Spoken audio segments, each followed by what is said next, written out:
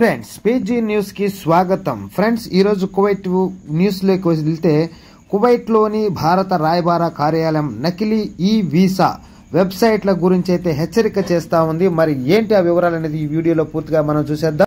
భారతదేశానికి ప్రయాణించే విదేశీయులకు భారతీయ ఈ వీసా సేవలను అందిస్తున్నట్లు తప్పుగా చెప్పుకునే మోసపూరిత వెబ్సైట్ల సంఖ్య పెరుగుతోందని భారత రాయబార కార్యాలయం ప్రజలను హెచ్చరిక జారీ చేసింది.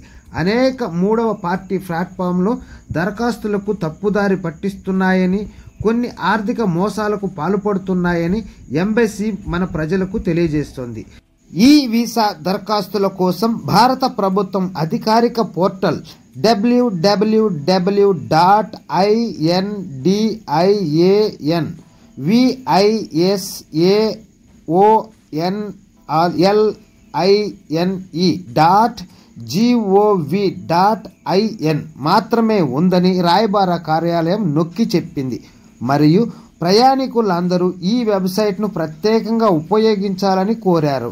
అనధికార ప్లాట్ఫామ్లను ఉపయోగించటం వల్ల మోసం, ఆర్థిక నష్టం మరియు వ్యక్తిగత సమాచారం దుర్వినియోగం జరిగే అవకాశం ఉందని అధికారులు హెచ్చరించారు.